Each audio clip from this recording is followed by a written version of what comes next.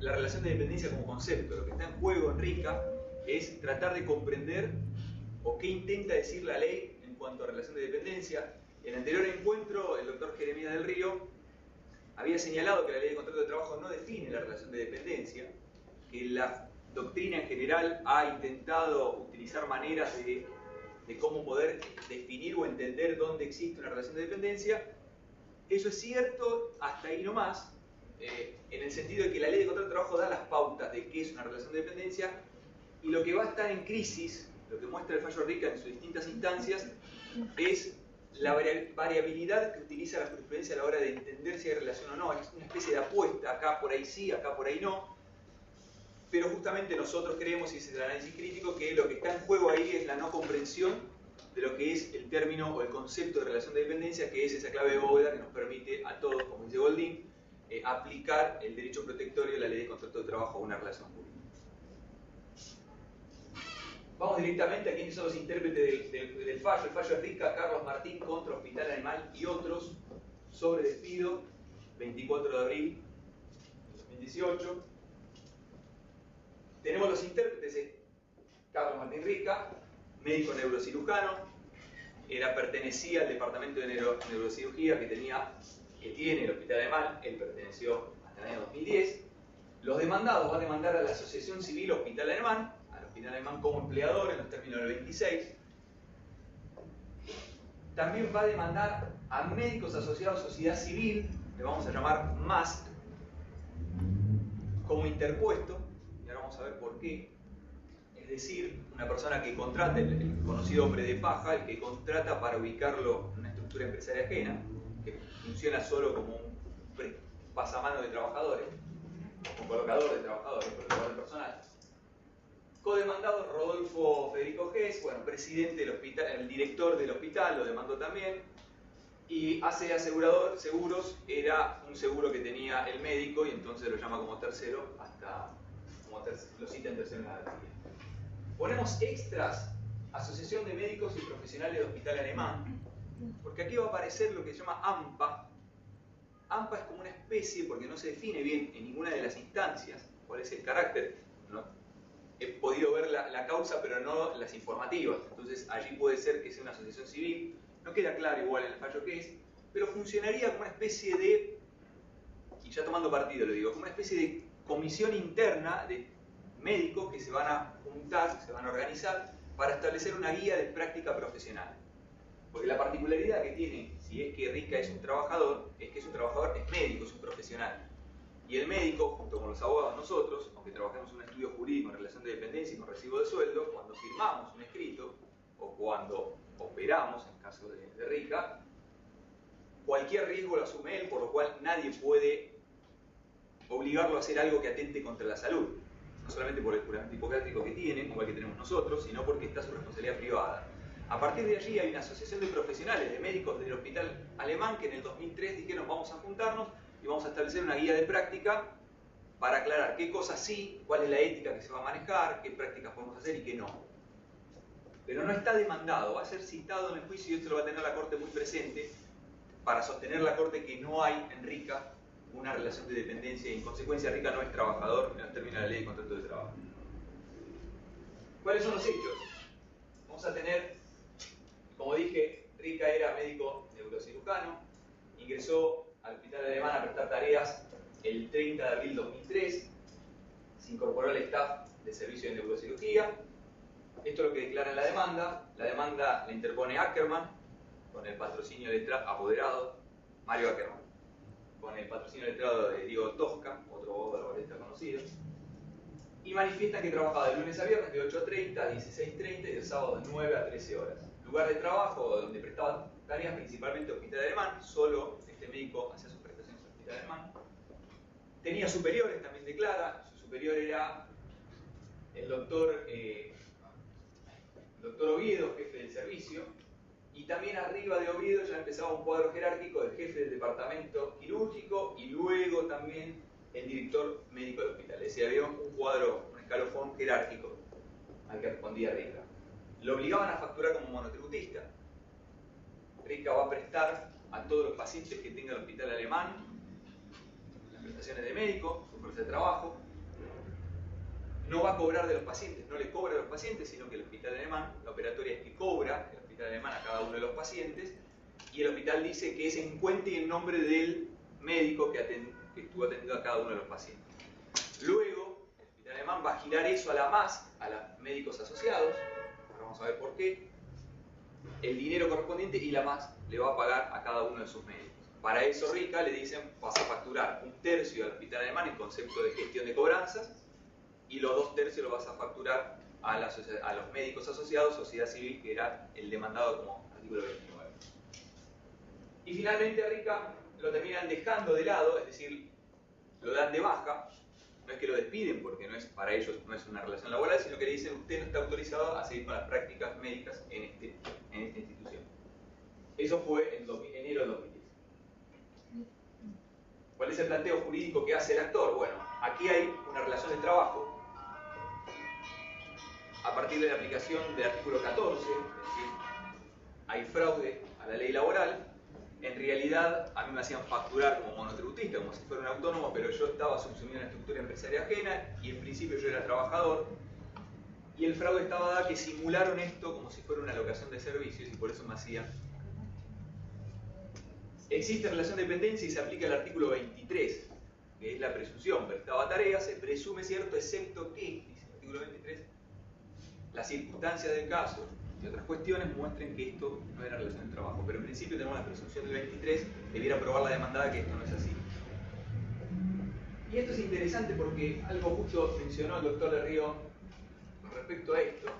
Cuando tiene que fundamentar jurídicamente cómo se llega a sostener la demanda que RICA es trabajador, porque hay particularidades que no responden a lo que nosotros creemos que es el claro típico trabajador, cumple horario, tiene un régimen sancionatorio muy claro, tiene que fichar, no tiene overall, bueno, aquí tiene algo más blanco, tiene otro nivel técnico, no le dicen cómo tenés que hacer las cosas. Es la técnica, cita en la demanda Ackerman, la técnica de haz de indicios. ¿Escucharon alguna vez la técnica del haz de los indicios? ¿Alguno escuchó una vez esa palabra? Bueno, es conocida en el mundo porque la aplica Alan Supiot, y es conocida porque se toma a partir de ahí, vendría a ser una especie de rayitos de luz, digo yo, donde podemos inferir a partir de determinadas circunstancias, vamos iluminando y podemos llegar a encontrar al trabajador. Entonces voy a enumerar algunos elementos, un listado no taxativo de elementos, los cuales unidos se puede inducir la existencia de un contrato de trabajo. Voy agarrando, ahora lo vamos a ver, vamos a analizar la deficiencia de pensar la relación laboral de dependencia así y los problemas que trae, ¿no? Pero esto lo cita en la demanda. Y después lo que está detrás es que RICA fue apartado del hospital, y esto es importante porque en la corte no surge el fallo de la corte, porque había una disputa de negocios. RICA integraba el departamento de neurocirugía y de repente el hospital alemán va a hacer un convenio con OSDE, una prepaga. OSDE quiere que yo hago el convenio con el hospital alemán, pero va a entrar un jefe en el área de neurocirugía que voy a poner yo con mi equipo de médicos. La prepaga quiere poner sus médicos en el hospital alemán. A lo cual RICA junto con Oviedo, que era el jefe de RICA, de neurocirugía, no están de acuerdo en el ingreso de una persona que no tiene el currículum diseño necesario para mantener la prestación en nivel, sino que aquí había un negocio privado y que iban a mermar por una cuestión de la excelencia en salud en pos de un beneficio privado de OSDE y sus médicos. A lo que allí empieza RICA a organizar la situación, porque volvemos a este AMPA, que no es demandado, que es un extra, que está citado, que es una especie de sociedad civil, pero no estaba integrando RICA, pero era parte, una comisión interna, digo yo, para ver más o menos de qué se trata. En esa guía práctica que habían elaborado en 2004, habían establecido, o le habían impuesto al hospital alemán, y lo había aceptado, que cualquier ingreso de un nuevo médico a cualquier departamento necesitaba, para poder ser elegido tanto jefe como un nuevo ingreso de médico, necesitaba el acuerdo, obviamente, quien dirige es el hospital alemán, el acuerdo de ciertos jefes, pero principalmente el apoyo de las 2/3 partes de los médicos de ese departamento. Eso lo había logrado esta asociación de médicos profesionales que no es demandada, AMPA. Lo había logrado en el 2004 con una guía, en una especie de negociación con el hospital para que se respete la opinión de los médicos cada vez que exavale. ¿Cuál era el fin? Mantener el nivel, si se quiere, de servicios médicos. Lo que hace Rica es organizar estos médicos. Es decir, no nos vamos a oponer, no nos gusta quién va a entrar, no le vemos que tenga el perfil, y acá va a venir un negociado. Organizan a los médicos y logra durante un año que los médicos no dan el apoyo y no puedan incorporar ni nombrar al médico que venía puesto por orden. ¿Cómo termina el asunto? El hospital alemán decide colocarlo igual, sin el apoyo de nadie, crea el jefe, lo ubica como jefe, pone a los médicos y desplaza al resto, entre ellos a Rica. Y a partir de allí Rica se queda fuera del hospital. ¿Sí? Esto es lo que subyace detrás, el problema que está detrás de Rica. ¿Cuál es el planteo jurídico del demandado? Bueno, Rica es una locación de servicios. Es un médico y como tal es autónomo, entonces locación de servicios, no existió relación de dependencia. El actor o Rica nunca estuvo sujeto a cumplir un horario determinado. Nadie le ordenaba las prácticas cómo debía hacerlas. Había una autoimposición. Realizaba servicios profesionales a favor propio, no de la institución, y el hospital no cobraba a los pacientes, y aquí ponemos entre comillas, porque cobraba a los pacientes, pero lo hacía en nombre y cuenta y supuestamente Rica le facturaba al hospital alemán. ¿Por qué le pagaba? Bueno, por la utilización, gestión de cobranzas y demás. Esa es la factura que daba. Pero quien le pagaba era el hospital alemán a Rica, no al revés. No es que Rica pagaba por la utilización del hospital, ¿sí? El hospital no fijaba monto de honorarios, lo vamos a ver. Los honorarios los fijaba la otra demandada, estos médicos asociados a sociedad civil. Para que tengan noción de los hechos, cómo era, pasa mucho en otras empresas. Pero cómo es la medicina, lo van a ver en muchos hospitales importantes. Pasó otro fallo también que vamos a mencionar después, con voto de Lorenzetti ya en 2015, febrero de 2015, repite lo mismo que este fallo Rica. Más es si uno quiere trabajar como médico, cuando va al hospital alemán dice no, aquí tenemos, todos los trabajadores son prestadores de más, es decir, médicos asociados nos proveen la cartilla de médicos. Entonces uno tiene que anotarse como socio en esa cartilla de médicos, en esa entidad, en esa sociedad civil, y a partir de ahí uno puede entrar a trabajar en el hospital. Esto es lo que denuncia el actor, acá hay un fraude. Y ellos sostienen que justamente los honorarios los fijaba más, que el hospital no fijaba los honorarios. Obviamente que acordaba el hospital alemán y si queda lo que o no, a cómo se va a pagar y cuánto se va a pagar el honorario.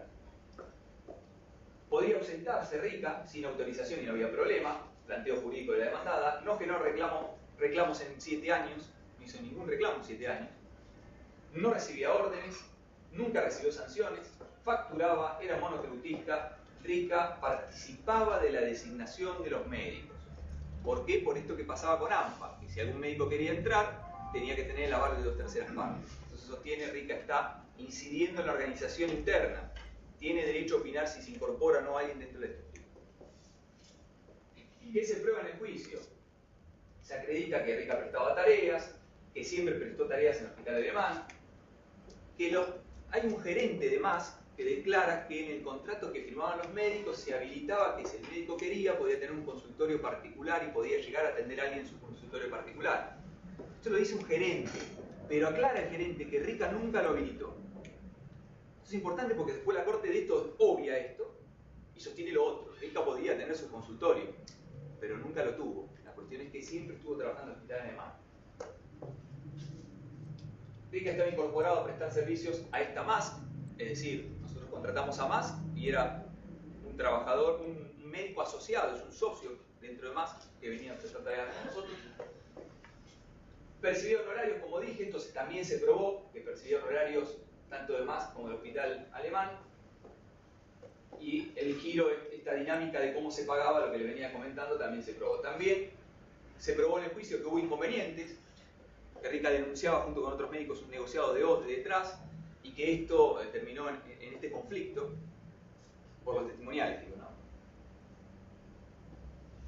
Rica organizó a los médicos, también está aprobado en el expediente, hubo una especie, porque Ackerman cuando plantea la demanda dice que además hubo discriminación gremial, porque hicieron una especie de gremio, trataron de oponerse gremialmente y terminaron desplazados todos los que se opusieron.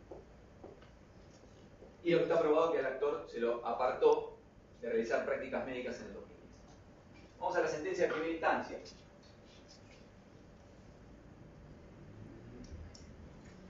Condena al hospital alemán como empleador, le da lugar a la demanda, condena más como artículo 29, un interpuesto, fraude a la ley, es decir, utiliza una colocación de personal, pero en realidad el empleador es el hospital alemán. Analiza la prueba y entiende que hay relación de dependencia a partir de los indicios aportados. Ahí venimos con esta técnica de indicios. Hay indicios que dicen que efectivamente puede ser así. Y entonces, el artículo 23, la empleadora no logró desvirtuar esa presunción de que allí había un contrato de trabajo. Y algo interesante que viene después. Sostiene que la locación de servicios no existe más.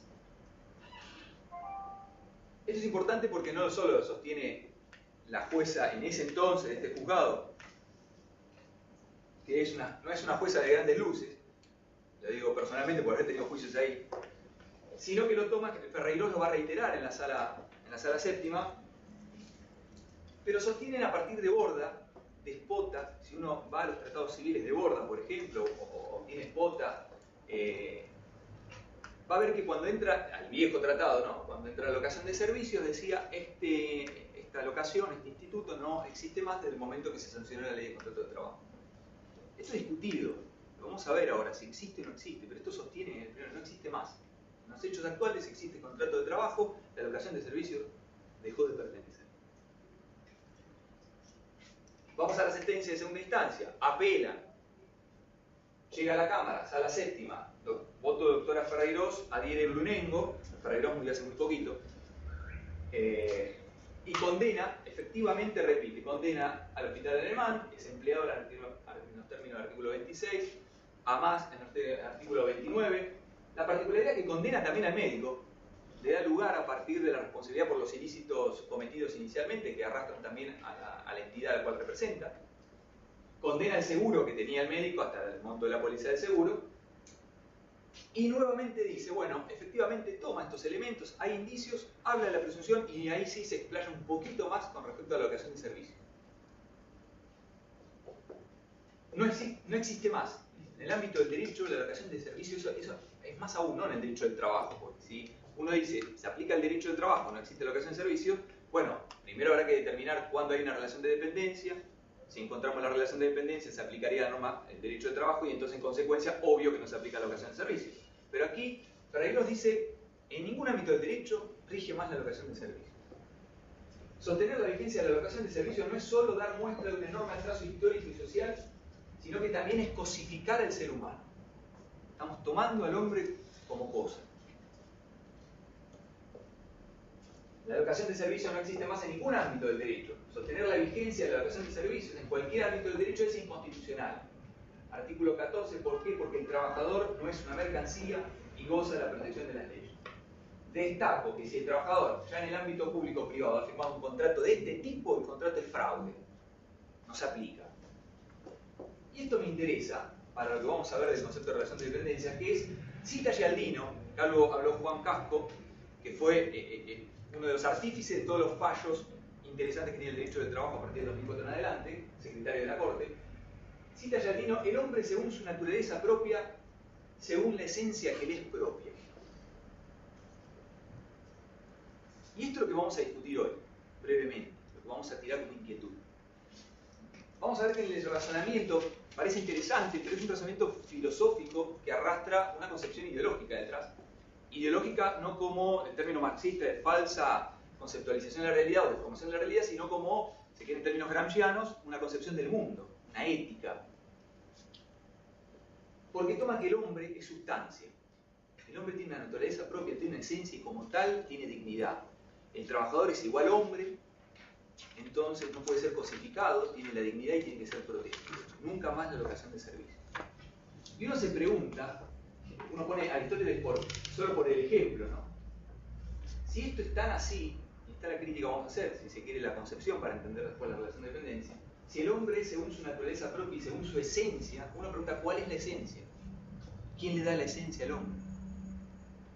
Obviamente que detrás opera una formación filosófica, si se quiere eso es cristiana. Cuando uno tiene una esencia o tiene una entidad es porque alguien le da esa entidad.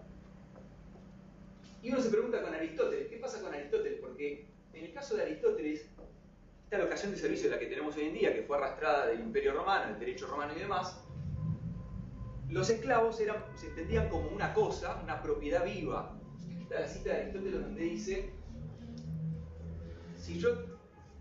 dice, cumplir el mandato del artista, si un Muchi pudiese cumplir el mandato del artista y ejecutarle, si la lanzadera tejiera sola por sí misma, si el arco sacase espontáneamente sonido del acitar, ni el arte necesitaría de obreros, ni el amo, la sociedad, el amo en la sociedad, de esclavos.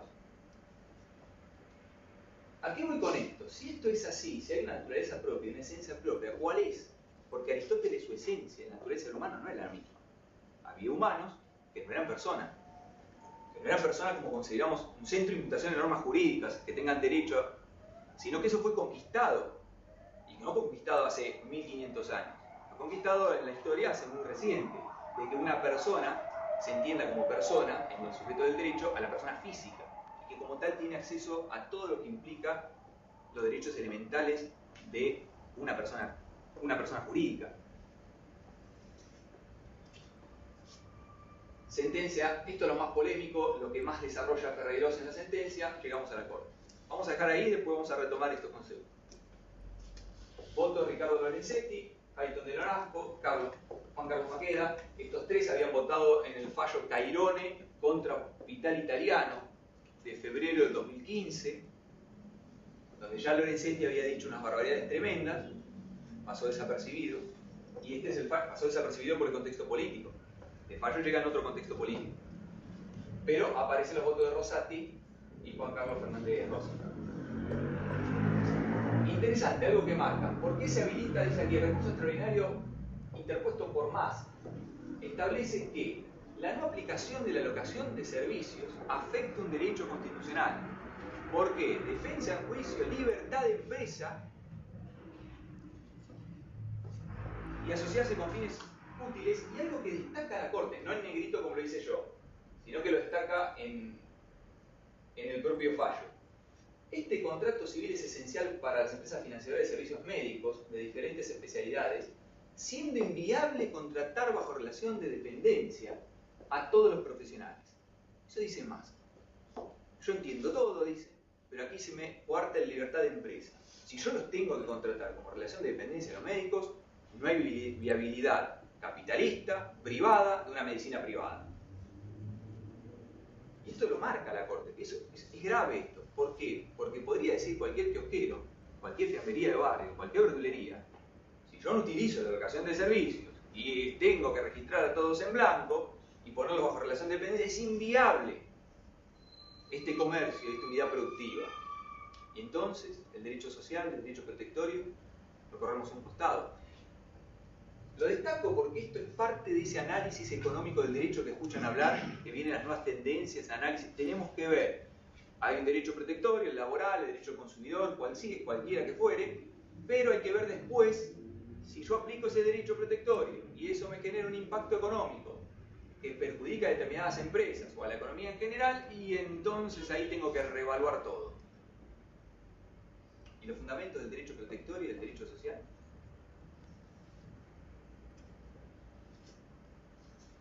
Nuevamente la Corte, que está haciendo política, y digo hace política ¿por qué? Porque en principio no habría ninguna materia federal en juego, es valorar la prueba. De hecho lo dice la Corte, aquí es una cuestión de hecho, prueba y derecho común. En principio no tendría que abrirse en instancia extraordinaria, no habría cuestión federal.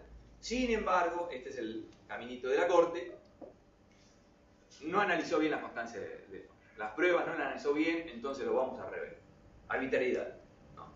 Y así viene la Corte legislando en materia de derecho laboral de una manera bastante burda, porque lo que hace es disciplinar directamente el fallo. Ya uno ya sabe la sala 3, Cañal, sube, la agarra la Corte y se lo baja. Sala 5, sube, Arias Giver, se lo baja. Sala 6, también. Es decir, vayan fijando la postura que quiere la Corte en cada una de las valoraciones. Bueno, ¿qué dice la Corte? Argumentos. Es indiscutible que la locación de servicios sigue vigente. Código Civil y Comercial Nuevo, 1251, ya no se llama más locación de servicios porque la locación arrastraba la idea de una cosa, entonces no puede haber cosa. Entonces ahora se llama contrato de obra y prestación de servicio. 1255 civil. La locación de servicios autónomos, un contrato civil típico y habitual. Y acá empieza la Corte a analizar. ¿Qué es lo que omitieron anexar? Bueno, que este médico Rica participaba de un no sé qué, de una sociedad civil que no se sabe si estaba o no estaba, pero que estuvo activo, una especie de comisión interna. Habían creado una guía en el año 2004 donde establecían cómo entran los médicos o cómo no entran. Entonces, lo que no tomó en cuenta es que Rica, el médico, regulaba la actividad de los médicos, porque esa guía regulaba la actividad. Y como él era socio de esa asociación que había impuesto esa guía, con acuerdo del hospital alemán, entonces Rica regulaba la actividad y participaba. Segundo, Rica participaba en la elección de los médicos que ingresaban o no al hospital alemán. Y tercero, los médicos recibían contraprestación de lo que efectivamente atendían. No es que se le pagaba por el horario, sino lo que atendían. Asumía el riesgo. ¿Sí? Después dice, el sistema crea una guía que se basa en la idea de que los profesionales constituyen la columna vertebral del hospital y son responsables de su nivel científico, asistencial, factor importante en la marcha económica de la institución. Esto es realmente increíble. Porque dice, son la columna vertebral y lo marca la Corte, y asistencial, y factor importante de la marcha económica. Y entonces uno dice, un empleado gastronómico, el mozo, el cocinero, que definen en muchos casos que uno diga, este restaurante divita, tiene muy bien y una comida bárbara. Entonces el mozo y el cocinero son un factor importante, son la columna vertebral de este establecimiento gastronómico, son responsables por su nivel científico, chef, cocinero y chef, el mozo, bueno, años de profesión, 25 años siendo mozo en los principales restaurantes de Capital Federal. Y entonces es un factor importante en la marcha económica. Y entonces, ¿qué quiere decir esto? Nada. Nada. Bueno, no evaluó el tribunal de abajo. Ahora van a ver porque viene otra locura. Sí. Lo que pasa es que sí estaría bien la teoría si hubiera distribución de las ganancias, que es la parte que le falta.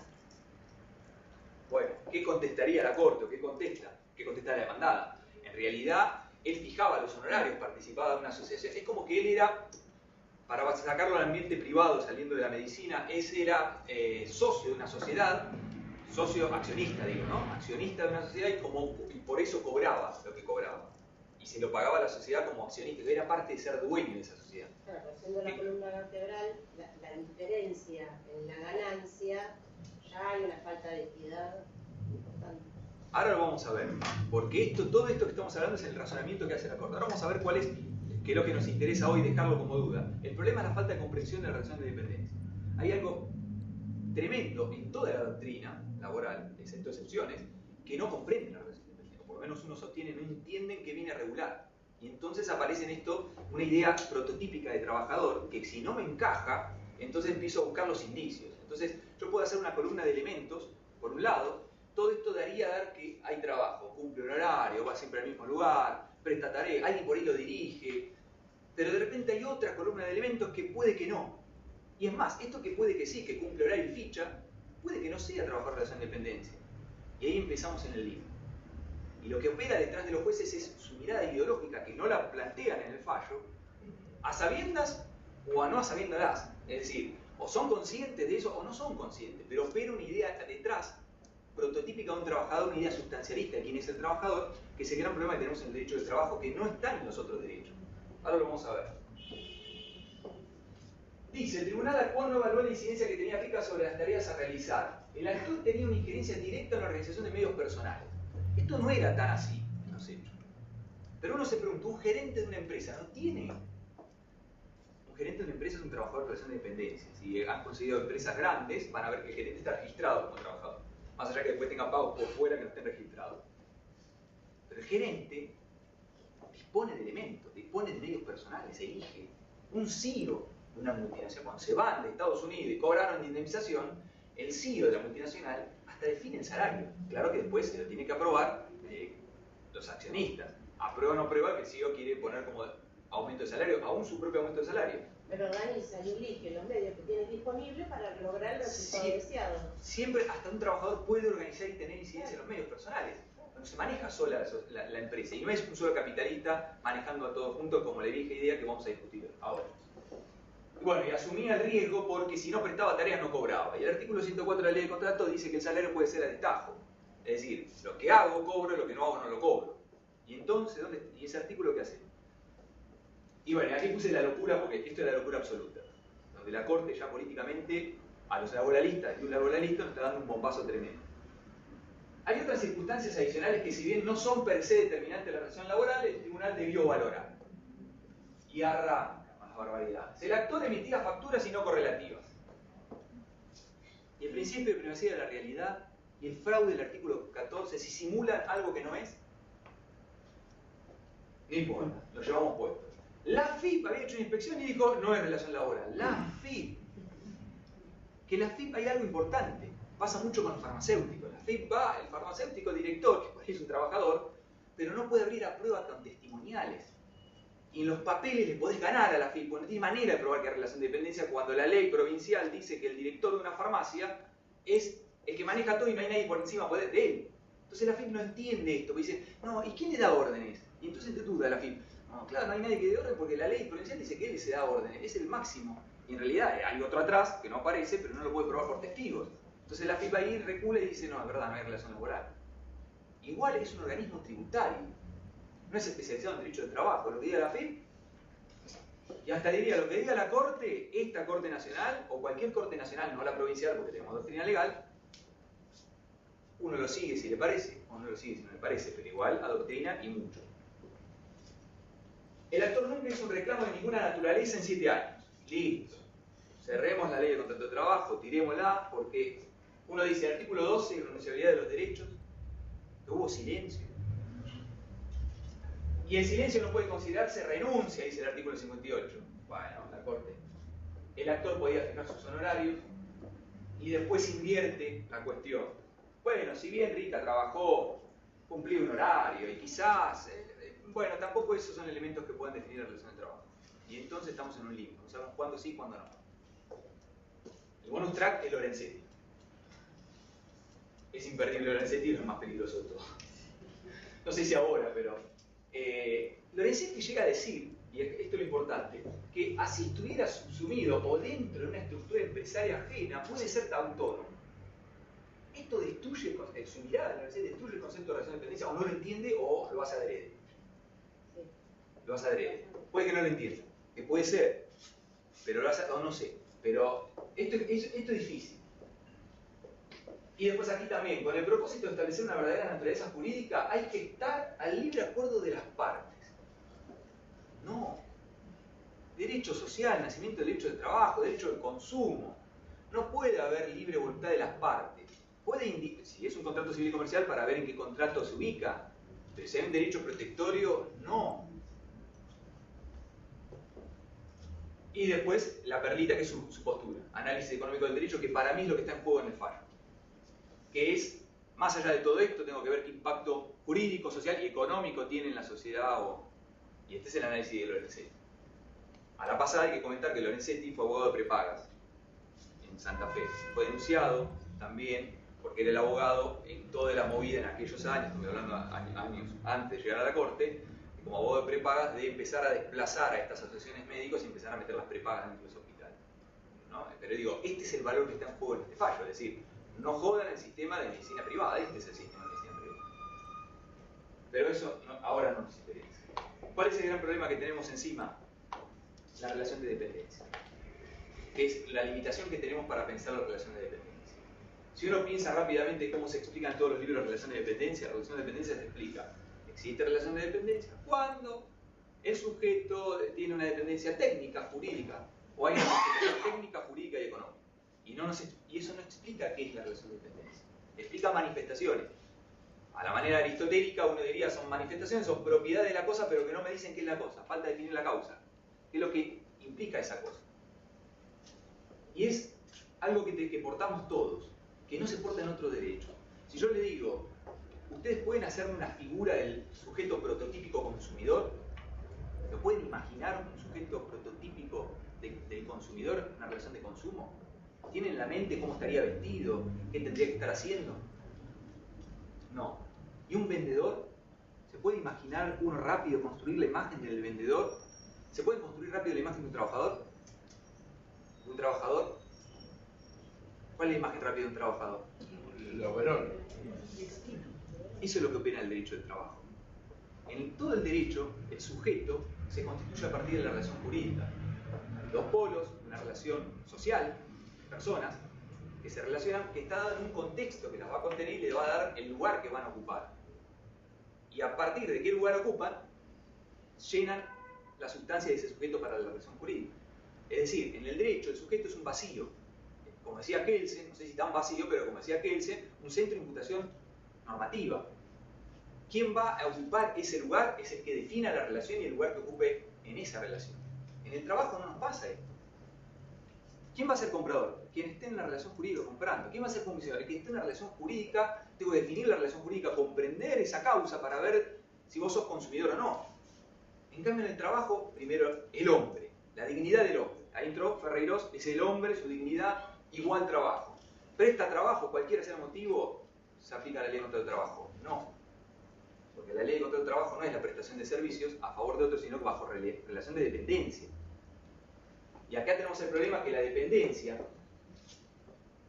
es lo que va a llevar, o como dice Goldín, la clave de bóveda de aplicar el derecho del trabajo o no. Y el problema está, ¿cómo tenemos relación de dependencia? Bueno, no nos explica, nadie lo explica. Hay una manifestación subjetiva que es la más clara. Alguien da órdenes y vos tenés que cumplir. Agachás el lomo porque aquel te dirige. Eso es claro. Pero a veces, ese látigo no es tan claro. En el siglo, el modo de producir del capitalismo, en la primera revolución industrial, era muy claro. Pero ahora no. Y sin embargo puede haber alguien obligándonos a hacer cosas que no sé si yo tengo ganas de hacerlo si no es por un contrato de trabajo o una necesidad que tengo. Goldín explica bien lo que es la relación de dependencia como marco, pero después tiene un gran problema cuando entra a ver cómo conceptualiza esa relación de dependencia en el contrato de trabajo. Hay algo interesante que dice que se divide el contrato de trabajo, o como dice Cornaghi, el contrato de trabajo es producto del conflicto y la huelga. Por un lado es contrato de libertad, porque el trabajador en principio hay un acuerdo de voluntad, si bien con una necesidad muy grande y una desigualdad muy grande, se somete a vender su fuerza de trabajo, su cuerpo cuando empieza a producir, a otro a cambio de un salario. ¿Por qué? Porque en principio no tengo los medios para proveerme mi propia existencia material, necesito de los medios, no están en mi mano, no soy dueño de los medios de producción, ni instrumento en el objeto, y también los medios de subsistencia me son ajenos, es decir, tengo que salir a comprarlo. La única manera de comprarlo es poder adquirir la remuneración que me permite ingresar en esa dinámica. Goldín habla del contrato de sumisión. Por un lado el contrato de libertad porque hay contrato. Hay un trabajador que viene y se va a ofrecer.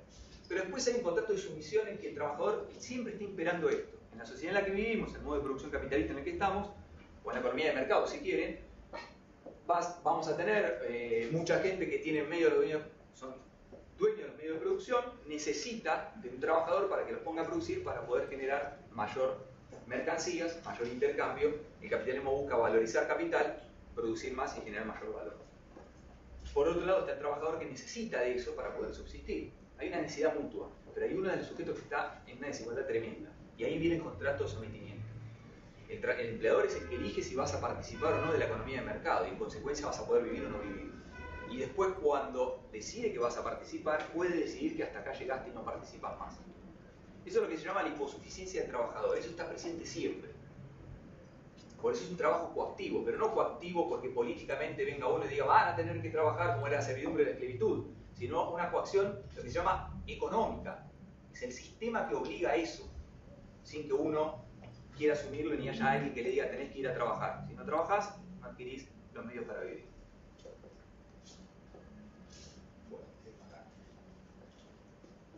Y ahí empieza lo que decía, cuando entra el contrato de trabajo, ahí Goldín empieza, ¿cómo hacemos para definir esa relación de dependencia? ¿Cómo la vemos en el contrato? Goldín dice que hay que tomar un modo de producción, el de la primera revolución industrial, como ejemplo, y de ahí inferir, construir una categoría analítica, abstracta, para llegar a un concepto abstracto que nos permita empezar a ver si lo aplicamos o no. Hasta ahí más o menos vamos bien. Quizás elegir el modo de producción de la primera revolución industrial sería cuestionable. ¿Por qué el modo de la primera revolución industrial? Él dice, bueno, porque no podríamos traer el obrero, sentarlo en una mesita de luz y empezar a cotejar si se parece o no se parece. Pero nuestra cabeza funciona así. Y en forma inductiva empezamos a tomar rasgos, los haces de indicio, los vamos enumerando y vemos si efectivamente está o no está. El problema que se plantea siempre en el derecho de trabajo, y lo van a escuchar, es si está en crisis esta relación de dependencia. concepto de subordinación, relación de dependencia de la ley de contrato de trabajo, van a escuchar, ya es viejo, fue pensado en el 75 para un modo de producir diferente, hoy cambió la situación y ya no lo comprende. Entonces hay que pensar en otras categorías nuevas. Y uno se pregunta, ¿está en crisis esa relación de dependencia o lo que está en crisis es cómo se piensa el sujeto? Nunca se lo entendió y entonces decimos que está en crisis porque la imagen de ese trabajador de la ley del 74 no va a ser la misma y se va cada vez a alejar más porque va cambiando la forma de prestar salario. Hoy decía esto de la dependencia, fíjense cómo la relación siempre se juega como atributo del trabajador. El trabajador es dependiente. Entonces, rápidamente, relación de dependencia, en vez de definir la relación, que es una relación jurídica y social, definimos al sujeto. El sujeto es dependiente. En realidad, el sujeto es dependiente porque integra una relación de dependencia. Es al revés. No se puede explicar que el sujeto es sujeto dependiente, entonces existe relación de dependencia. No, existe relación de dependencia y después habrá un sujeto que será dependiente para la ley de contrato de trabajo. Y esto es lo que decía, esta es nuestra manera de conceptualizar. Pensamos en sustancias. Es una manera ideológica también de pensar. El sujeto es una sustancia y yo pienso en la sustancia trabajador. Bueno, aquel que cumple horario, el que tiene overol, el que tiene que cumplir las órdenes ajenas, el que ficha, el que usa uniforme. Y lo que hablábamos hoy, las relaciones jurídicas está claro que no se definen así. Y si uno ve la historia del derecho en general, la persona, considerada persona, no era la persona física. Eso es una evolución de nuestro derecho que llegó a aceptar que la persona, el centro de imputación de normas jurídicas, es la persona física, pero hasta hace 300 años atrás no lo era. Algunos eran y muchos otros no lo eran. Y estaba claro que el derecho regula, depende de dónde te ubiques en la relación y cuál va a ser la persona. Que la persona que utiliza el derecho, a la que imputa normas, no necesariamente es la persona física. Bueno, hoy avanzó y es la persona física, pero no podemos pensar que siempre fue así. Que la esencia del hombre siempre fue esa.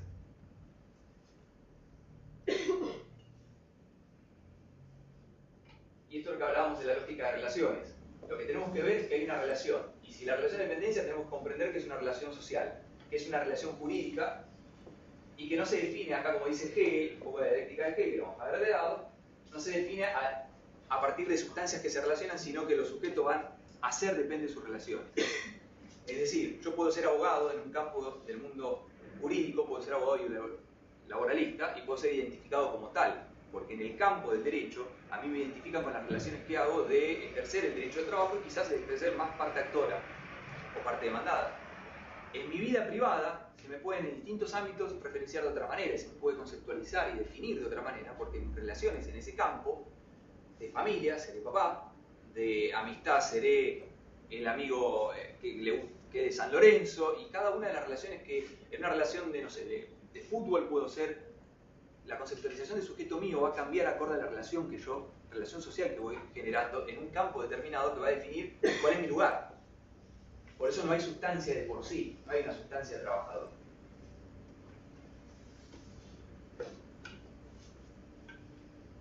Vamos a avanzar. Y esto es importante porque si uno dice que la relación de dependencia es contrato de trabajo, vamos a ver que hay otras relaciones de dependencia que no son contrato de trabajo. Y entonces, por ejemplo, hay relaciones de dependencia en contratos comerciales. Franquicia, de franquiciante franquiciado, una dependencia clara de muchas cuestiones, técnicas y demás, jurídicas y todo, sin embargo no se aplica la ley de contrato de trabajo. También vamos a ver que ahora se llama régimen de casas particulares, pero el estatuto de servicio doméstico, cuando no cumplía una cantidad de horas determinadas semanales, se llamaba locación de servicio.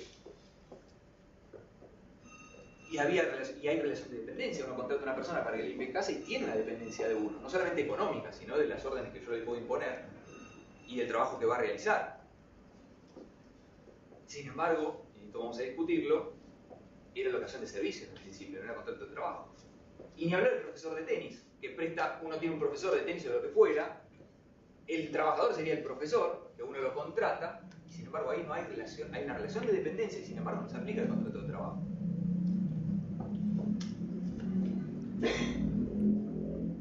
Voy a avanzar en algunas cuestiones que ya vimos. La relación de dependencia en el contrato, para que quede claro, y ahí vamos al punto, es lo que explica la necesidad en este contrato. Cuando yo contrato a un trabajador, yo contrato al trabajador algo que es su fuerza de trabajo. No lo estoy contratando a él personalmente ni un producto que me va a hacer, sino que ponga a mover su cuerpo. en el momento que yo lo llevo a la empresa. Lo que estoy comprando es su fuerza de trabajo. Eso es lo que era la locación de servicios vieja, que fue derivando y que terminó siendo contrato de trabajo. Cuando lo compro, hago el contrato. Estamos en igualdad de condiciones, pactamos y por eso es un contrato para la ley. Pero una vez que lo compré y lo puse a trabajar en la empresa, él es un elemento de la empresa. Todo lo que haga no es de él. Su voluntad no es él. Es un elemento más que produce para la empresa. Y el resultado de lo que haga no me lo está vendiendo. Está vendiendo el cómo mueve el cuerpo. Si produce 10 piezas, 15 piezas, 20 piezas en el mismo horario, todas las piezas son mías. Y esto es lo que explica el concepto de relación de dependencia. La subsunción del trabajador en una estructura empresaria que, no sé si se ve ahí, pero gráfico. Una empresa para la ley de contrato de trabajo es una organización de medios materiales e inmateriales puesta a la consecución de un fin. No es persona la empresa. El artículo 5 no habla de persona. El empresario, la persona de la relación jurídica, es el que la dirige, el titular, pero no es la empresa. Yo tengo elementos, objeto de trabajo, tengo instrumento de trabajo, tengo materia prima, máquinas, capital, pero necesito que todo esto traccione para que produzca mercancías. Y entonces tengo un capitalista, el empresario, el titular que va a salir a buscar a los trabajadores, los contrata, en principio en igualdad, y una vez contratados, cuando ingresan acá, ya son fuerza de trabajo. Y acá lo que me interesa es que su gasto físico o gasto intelectual. Todo esto lo que va a hacer es moverme.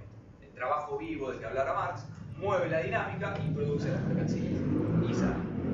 Cuando el trabajador está acá, estamos en igualdad de condiciones. Cuando el trabajo yo lo compro, paso a ser parte de estructura y desde la mirada del capital, Marx, de la mirada del capital, el trabajador no es capital. El trabajo es un elemento del capital.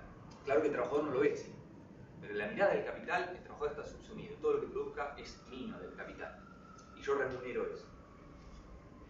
Por eso lo que importa a la hora de definir un sujeto es la estructura en la que se desempeña. Esta relación de contratación, la relación jurídica de contrato de trabajo, la relación jurídica laboral, no se va a entender si no entendemos la estructura en la que se desempeña. ¿Y qué rol va a ocupar cada uno en esa estructura? El que ocupa este rol es dirigir que esto produzca y genere el resultado. Y el rol que ocupa él es un elemento más para mover la rueda de acá adentro. Y eso es lo que va a dar sustancia, esa es la relación de dependencia. Si se quiere, de subordinación. La subordinación es subordinarse a una estructura ajena que me es parcial o totalmente ajena, en la cual yo ahí soy parte de eso. Luego salgo, compro mi salario, soy ciudadano. Pero cuando entro ahí, yo ya no soy mayor. Mi cuerpo no me pertenece, mi fuerza intelectual tampoco, o mi capacidad intelectual. Por eso hablamos de estructura. Y esa es la manifestación objetiva, la subordinación a una estructura. Y esto es importante porque a veces uno piensa que siempre el dar órdenes o estar subjetivamente subordinado implica que una persona me dé directivas todo el tiempo. Y puede ser que la estructura fije directivas y que no sean volitivas. Uno como abogado lo ve en el estudio. De repente uno quisiera trabajar 8 horas diarias y tiene su propio estudio. Y sin embargo cada vez ingresan más clientes y cada vez uno tiene una dinámica. Y en la familia lo miran como diciendo, bueno, pero vos podés trabajar 8 horas. ¿Y cómo hago? Vence el escrito mañana y no lo dejo. Y cada vez nos arrastra y uno siente, ¿qué siente? Que ya no puede controlar nuestra estructura que es el estudio, no lo puede controlar porque nos impone una dinámica que no queremos. Bueno, las estructuras imponen dinámicas y fines que no son volitivos del hombre. Después, claro, va a haber una persona que ocupa el rol de empresario titular que va a tener que, dale, no te me quedes, dale, hace esto, pero puede estar atenuado. Entonces, cuando uno ve la manifestación subjetiva de la dependencia o subordinación, que es alguien que te dé órdenes, puede que esté atenuado, puede que esa persona que te dé órdenes casi no aparezca. Puede ser que no dé la orden que uno tiene en la mente del típico látigo, dale, metele, sino que haya otra cuestión que te vaya exigiendo a vos cada vez más. Y sin embargo no deja de haber una estructura empresaria y no deja de haber relación de dependencia. Esa es la manifestación objetiva o estructural que no se comprende y que la ley toma de la relación capitalista de producción. La ley de contrato de trabajo, lo dice Carlos Pose, que no es un jurista que sea extremadamente pro trabajador en sus sentencias, ahora que está en la Cámara, y uno lo empieza a gozar en la sala sexta, la Cámara Nacional de Apelaciones de Trabajo. Lo dice claro, la ley de contrato viene, desde el punto de vista cultural, a dar una solución a algo que pasa en la relación social de producción capitalista, si se quiere economía de mercado. Lo que está mirando el contrato de trabajo, a diferencia de la locación de servicio, fue ponerle un límite a la libre contratación. Porque era un desastre. ¿Para qué poner un límite? Como dice Cornaglia, producto del conflicto y la huelga, pero también el derecho del trabajo es una válvula de escape. Que no estalle por los aires el sistema, en algunos momentos históricos que pudo haber estallado, entonces podemos seguir, generar una paz social, esa limitación genera una paz social que permita seguir apropiando el trabajo ajeno. Pero lo que está detrás es esa producción capitalista, es esta estructura empresaria que está funcionando y está tomada en la categoría de la relación social de producción en la que vivimos. Esa es la relación de dependencia objetiva. Después tiene manifestaciones subjetivas, que son las consecuencias que vemos. Vamos a seguir, esto ya lo dijimos. Proceso, bueno, este proceso de producción capitalista es explicar un poco qué es lo que viene a regular la ley de contrato de trabajo, esa relación social de producción capitalista. Y entra el concepto, si se fija en el artículo 5, está luego de que el contrato de trabajo es la prestación de tareas, y primero se entiende una protección de la actividad productiva del hombre en sí, y luego tanto una relación económica, le dice el artículo 4, bueno, es una expresión de deseo, la realidad que el capital y la sociedad lo mira diferente. Y el artículo 5 define qué es la empresa, lo que hablamos hoy, organización de instrumentos personales, materiales e inmateriales ordenados bajo la dirección para el logro de unos fines. Esto lo dijimos. Fíjense cómo se define el contrato de trabajo. Habrá contrato de trabajo, cualquiera sea su forma de denominación. A Lorenzetti tendré que decirle, ¿no? Siempre que una persona se obliga a la corte, se obliga a realizar actos, ejecutar obras o prestar servicios a favor de otra bajo dependencia de esta. Hay relación de trabajo cuando hay dependencia de, pero la dependencia no es a la persona solamente, sino que hay una estructura que está llevando a que haya una dependencia. El objeto del contrato de trabajo es realizar tareas para otro bajo relación de dependencia y onerosas. Porque yo puedo subsumirme o entrar a trabajar en una estructura ajena, pero lo hago gratuito. Entonces no hay contrato de trabajo. ¿Qué es empleador? Ahora bien, la ley del contrato de trabajo, luego del artículo 5 de hablar de la estructura donde se van a desempeñar esos sujetos, empieza a definir qué es contrato y habla de quiénes son los sujetos. Sujeto empleador, a la persona física o conjunto de ellas, jurídica o no tenga personalidad jurídica propia, que requiera los servicios del trabajador. Se llama empresario a quien dirige la empresa por sí o por medio de otras personas. Y el artículo 25 es trabajador, la persona física que se obliga a prestar servicios en las condiciones que ya se vieron de contrato de trabajo o relación de dependencia. Voy rápido, pero la idea es, de esto que está aquí, el sujeto no se define por el sujeto en sí, sino que tengo que ver la relación y necesito saber la estructura. Esa dependencia, subordinación que habla, volvemos a lo mismo, es la subordinación a una estructura empresaria ajena. Si no está subordinado a una estructura empresaria ajena, no habría contrato de trabajo. Después se manifiesta la parte subjetiva, que es la dependencia jurídica subjetiva. ¿Por qué? Porque el derecho toma a la empresa como un submundo jurídico, al cual a una de las personas, al sujeto capitalista, le da la potestad de crear normas y aplicar sanciones. ¿Y por qué se la da? Porque lo que está tutelando es que pueda seguir reproduciéndose la vida como se reproduce actualmente. Corolario. La dependencia no es atributo, es un atributo de la relación, no del sujeto. Bueno, hablamos de la manifestación subjetiva, esto que acabamos de decir. Y algo interesante que es la locación de servicios. Como dice Cornaglia, como bien dice Cornaglia, a pesar de que quizás todavía no comparto la otra parte que dice, pero como bien dice, el contrato de la locación de servicios históricamente se fue relegando. Porque estaba pensada para otras cuestiones, el sistema de reproducción material del capitalismo fue avanzando y uno se fija que la ley, lo que es la locación de servicios, el contrato de Vélez tiene 6 artículos, creo, del 23 en adelante. Todos los grandes códigos civiles tienen muy pocos artículos y casi estados en desuso. Porque la realidad de los códigos civiles siglo XIX es que ya el capitalismo iba avanzando con limitaciones. Esa libertad de contratación sirvió al capitalismo. Al capitalismo no, en un momento de la humanidad. ¿Para qué? Para poner coto, para liberar el trabajo corporativo, para liberar la esclavitud, pero en un momento necesita poner límites, y ahí nace el contrato de trabajo. Límites a esa libertad de contratación. ¿Por qué? Por todo lo que acabamos de ver históricamente que está en juego. Y allí nace el contrato de trabajo. Por eso la figura de la locación de servicios cada vez es una genérica, porque el contrato de trabajo es una locación de servicios desde el principio tal cual definida, pero cuando esa persona se subsume en una estructura empresaria ajena, ya es una especie de contrato de trabajo. Entonces la locación de servicio queda como un género residual. Y si el capitalismo avanza cada vez más en generar una economía de mercado en todos los sectores que toca, la locación de servicios tendría que ir desapareciendo y de hecho está pasando eso. Tiene razón Cornell en una cosa, que hay una restauración conservadora a partir de los votos como Lorenzetti que intentan decir que la locación de servicio, el contrato de servicio empieza a tomar, resurgir, porque el modo de producción ya no es el mismo y la ley no lo contempla. Y en realidad, si uno ve esto, si uno lee la ley de contrato de trabajo a partir de lo que vimos hoy, se va a dar cuenta que está muy claro que regula esto. Y que la locación de servicios cada vez desaparece más. Y de hecho lo que supuestamente es algo novedoso, que no está regulado, en realidad es que nuestra mente está pensando el trabajador del siglo XIX, o el siglo, ni siquiera, el siglo XVIII.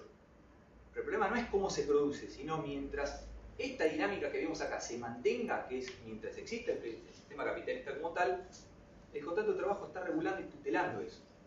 Quizás quedan figuras por fuera, que es lo que uno marca en este cuadro. El contrato de trabajo se da cuando quien preste servicios no es empresario. Si el que presta servicio es empresario, tiene una organización titular, una organización de medios materiales y inmateriales, no hay contrato de trabajo. El trabajador es empresario, no es trabajador, pero no porque es empresario, sino porque tiene una organización de medios materiales, entonces no está subsumido en ninguna estructura. Y quien recibe los servicios tiene que ser empresario. Por eso cuando viene una mujer a trabajar a la casa de alguno, si la casa de alguno la conseguimos como una empresa, bueno, allí habrá que discutir. Pero en principio no es una empresa, no produce bienes, no produce servicios. Entonces se subsume en una estructura, pero el que lo contrata no es empresario. Y es donde no se aplicaría la ley de contrato de trabajo. Conclusión del fallo Rica con esta digresión que hicimos de la relación de dependencia para volver a Rica.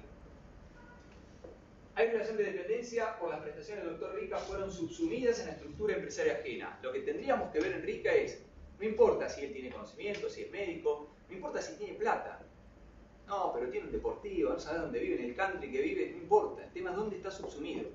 Si Rica fue contratado para que su fuerza de trabajo se disponga dentro de una estructura y labura acá adentro, se lo contrata, pero empieza a trabajar en esta estructura, y el producido, su fuerza de trabajo, no produce producto, no es una locación de obra, ni algo por hacer, sino poner su fuerza de trabajo, entonces Rica debiera ser trabajador en relación de dependencia. Está subordinado a una estructura empresaria ajena. Salvo que Rica sea una empresa. Salvo que Rica sea el empresario que dirige Musk. Si Rica es el empresario que dirige Musk, no el asociado para que entre ahí, sino efectivamente vos mostrás que Musk la dirige Rica, entonces Rica es un empresario, entonces no se aplicaría el contrato de trabajo. El producido de Rica, servicios médicos, era apropiado por la estructura empresaria ajena. Rica no era empresario. No importa si cobraba por el servicio o no, porque la ley de contrato de trabajo dijo hay salario de estajo, entonces puede ser salario de estajo también. No importa si podía llegar a tener incidencia en la organización de tareas, esto lo vimos hoy con el gerente.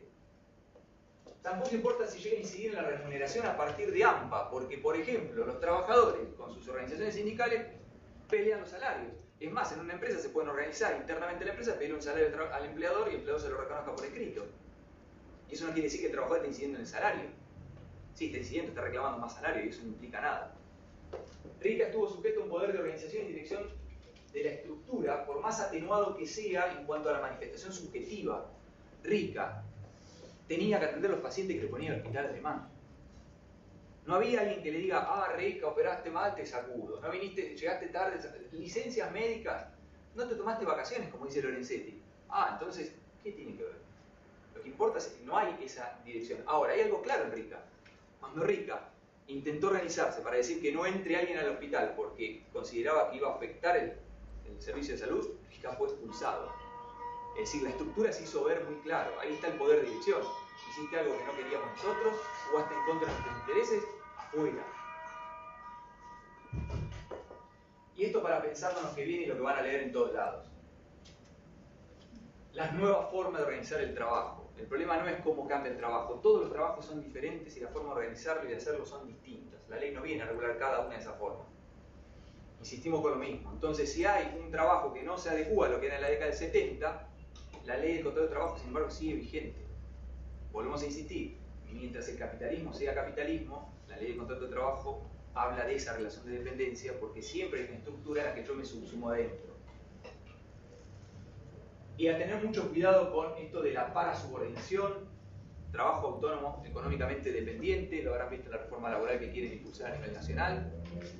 Muchos autores haciendo contrabando ideológico, algunos no, pero muchos sí, sostienen que Rica es una oportunidad, el fallo Rica, porque nos está diciendo que la relación de dependencia del contrato no lo subsume, entonces podemos crear un nuevo concepto que englobe a estos que están por fuera. Gaitán, por ejemplo, escribió la ley de derecho del trabajo hace 2 meses y termina diciendo, bueno, y hay que ver estas formas nuevas de adaptarlas a las formas tecnológicas porque si no, no hay competitividad en el mercado. Entonces aparece el análisis económico del derecho. Ojo a la hora de decir, hay que hablar de nuevos conceptos para que marquen lo nuevo. Uno dice, la uberización del derecho del trabajo, un fallo hace muy poco de Londres, donde condena a Uber por relación de trabajo. Y uno dice, acá lo ve en La Plata mucho, la globalización, los chicos globo, donde empiezan las apps de contrato, vos te metés en la app, trabajás cuando querés, sacás tu bicicleta, repartís 2, cobrás, te vas a tu casa, no hay relación de trabajo, eso sí, facturame, ¿eh? Es más, Globo es hasta muy burdo porque en la página te dice, no tenemos monotributo, yo te lo gestiono, y te cobro encima. Vení que te lo hago yo. Pero digo, ¿cómo pensamos esa figura? Hoy se tiende a eso en muchos aspectos del trabajo, y el contrato de trabajo sirve. ¿Cómo piensa un chico de Globo? Que no es tanto como lo voy a decir, pero no es tanto así, pero supongamos que fuera así. El chico de Globo supuestamente, la app dice, vos querés trabajar, tenés media horita, metete en la app, agarra un pedido, haces y listo. Trabajás cuando querés, nadie te controla y vas a lo que hagas. Después uno ve que no es así, porque Globo, ¿cómo hace para cubrir los horarios que nadie quiere cubrir? Bueno, entonces ahí te empiezo a calificar, si vos querés entrar tenés que agarrar los horarios que no, tenés que agarrar un rango de 4 horas, y ya te empiezo a poner límites. Y depende de la puntuación vas a poder ir al lugar que vos querés. Para tener buena puntuación tenés que tener muchos pedidos, es decir, sacrificarte mucho. Entonces ya se naturaliza, ahí se empieza a ver un poco más. Pero supongamos que no fuera así. Y uno dice, ¿es contrato de trabajo o no es contrato de trabajo? Pensarnos lo mismo. Si ese chico se subordina a una estructura empresaria ajena, que no es la fábrica, es una estructura empresaria en los términos de la ley, y él no es empresario, entonces ese chico está subordinado. Ese chico es dependiente en los términos de la ley de contrato de trabajo y en consecuencia debiera aplicarse la ley de contrato de trabajo. Y esa es la manera de pensarnos todo el derecho y es el desafío de la crítica de Rica de no permitir o empezar a estar atentos a qué se entiende por relación de dependencia, qué no es relación de dependencia, y esa falta de comprensión de ese concepto lo que abre la puerta a la huida del contrato, a que vengan muchos juristas a decir esto quedó viejito, creemos nuevas figuras para sacarlo del contrato de trabajo y empezar a flexibilizar las normas. Bueno, nada más, ahora seguimos con el doctor Orsini.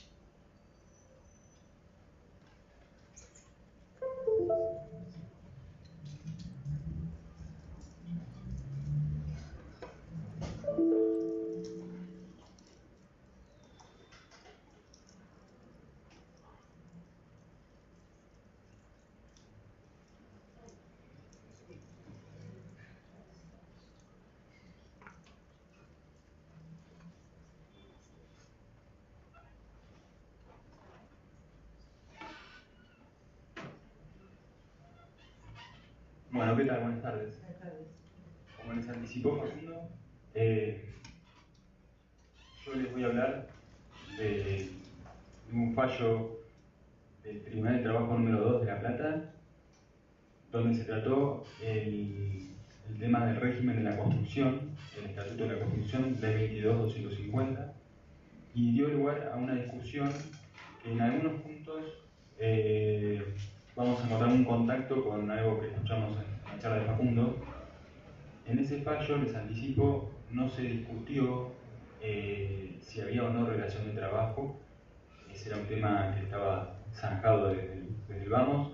Sí hubo una discusión sobre si se aplicaba un convenio colectivo metalúrgico, que era el invocado por el actor, o si el caso quedaba subsumido en el Estatuto de la Construcción.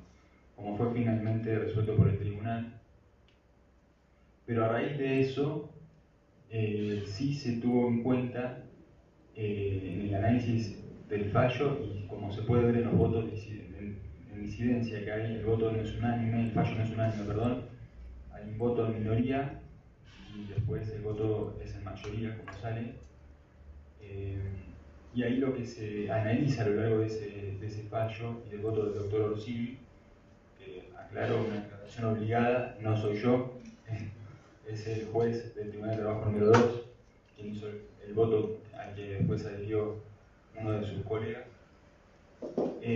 Como les decía, en ese fallo lo que se analizó fue si el trabajador, ya aceptada su condición como tal, como trabajador, si el trabajador estaba debidamente tutelado, protegido por el régimen del Estatuto de la Construcción, o si esa supuesta, digamos, protección lo tutelaba a la par del resto de los trabajadores que se encuentran enmarcados por la Ley de Contrato de Trabajo. A modo de introducción, les comento esto, y ahora pasamos a analizar brevemente algunos principios del derecho laboral que nos van a permitir quizás tener un marco más sencillo para después abordar el caso. Para eso voy a pararme al igual que Facundo, pero voy a usar el micrófono. En el derecho laboral se habla del derecho al trabajo y el derecho de trabajar. Son dos derechos diferentes, dos principios diferentes.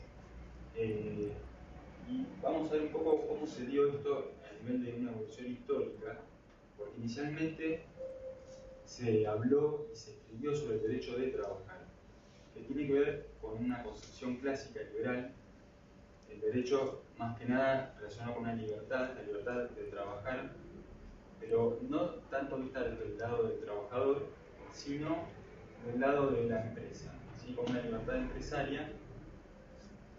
En esa época hay que ubicarse, en la época de, estamos hablando de la época de la Revolución Francesa, en 1789, un poquito antes, cuando estaban los gremios.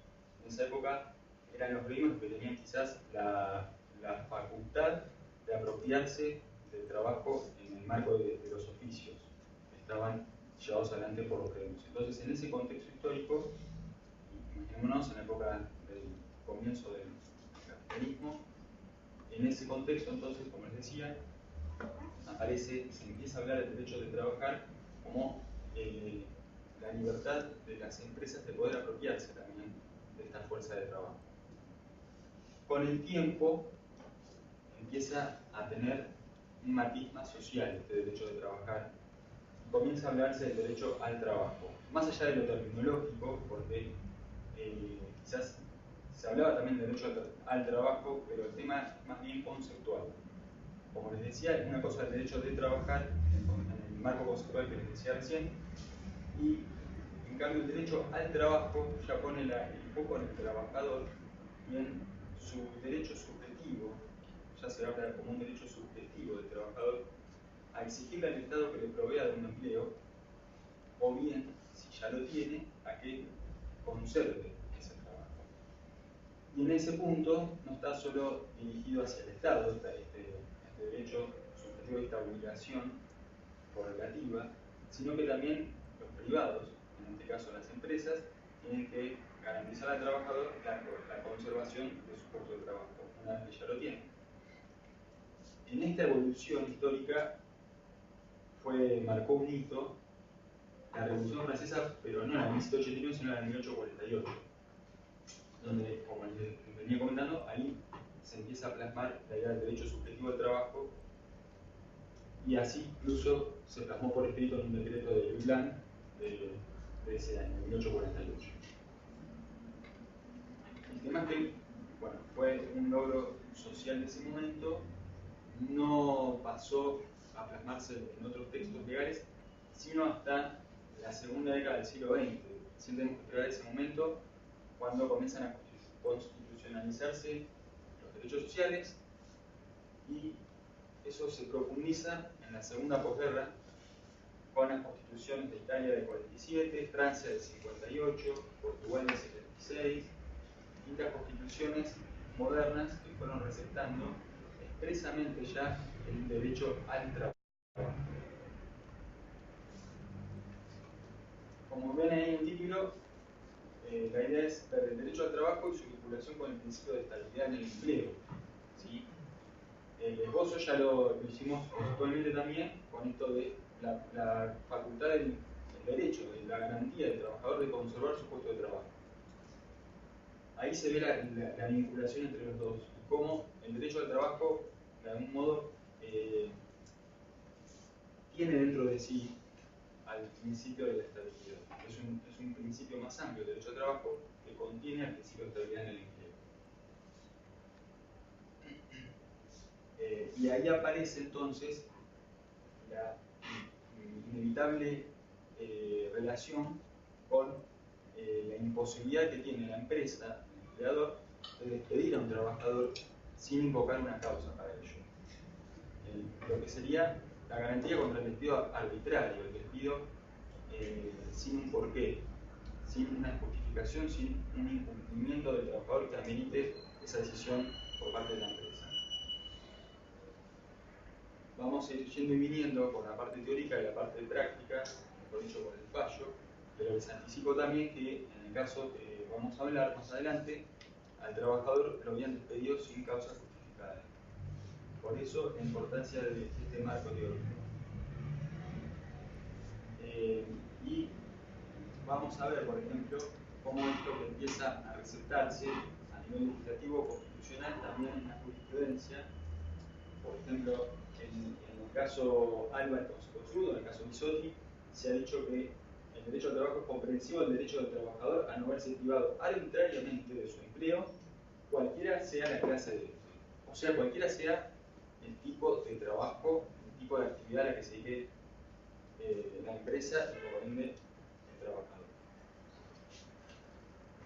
Se habla del principio de estabilidad en un doble sentido, y una faceta continuidad y una faceta seguridad de la estabilidad. Porque, por un lado, vemos en el régimen de la ley de contrato de trabajo que hay una preferencia, hay como el contrato de tipo, ¿cuál es? Ese contrato de duración continua e indeterminada. Ese es el principio y es lo que el legislador quiso, lo que el legislador persiguió que se tuviera en mente cuando se celebraba un contrato de trabajo. Bajo determinadas circunstancias se admiten otras formas de contratación, pero el principio es ese. El contrato de trabajo está llamado a perdurar hasta que el trabajador se jubile. A su vez, la otra faceta, como les anticipaba, el principio de estabilidad, es la faceta seguridad de la estabilidad. Y en este caso, es este aspecto que hablamos en la diapositiva anterior, que tiene que ver con que el trabajador tiene derecho a no ser privado del empleo si no existe una justa causa que lo justifique. ¿Por qué es tan importante el principio de estabilidad? Porque no es un derecho del trabajador como cualquier otro. Cualquier derecho del trabajador que pensemos, que queramos imaginar, va a tener como trasfondo que esté garantizada su estabilidad en el empleo. ¿Por qué es esto? Porque el trabajador, cuando hacemos un telegrama, el trabajador envía un telegrama, muchas veces el apercibimiento, o sea, con qué puede amenazar el trabajador para el caso de que no se cumpla con lo que está intimando. Supongamos una diferencia salarial. Bueno, a considerarse despedido, probablemente. Entonces, más allá de si esa protección es suficiente o no, que será marco de otra discusión que podemos tener, pero el punto es que detrás de todo derecho y de todo reclamo que pueda hacer un trabajador está el principio de estabilidad, ¿sí? Porque hay algo detrás de todo que hace que al empleador le tenga que salir caro, digamos, despedir al trabajador, porque sí, o porque no cumplió con un deber esencial de su parte, que estaba en su cabeza. El principio de estabilidad, de este modo, atraviesa todos los derechos del trabajador. Si al empleador le fuera indistinto despedir al trabajador, o mantenerlo en su puesto de trabajo, sería muy fácil burlar la mayoría de los derechos del trabajador. Por eso se dice también que tiene un carácter instrumental, el principio de estabilidad, y por eso también, a lo largo de esta evolución histórica, que veíamos al principio, el despido del trabajador pasó de ser visto como un derecho de la empresa a un acto ilícito.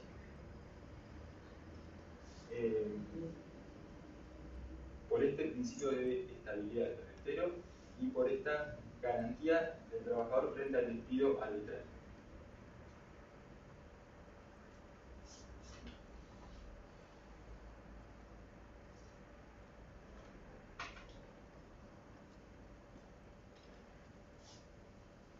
Luego, después de la recepción en las constituciones modernas que mencionábamos recién, pasó también a estar receptado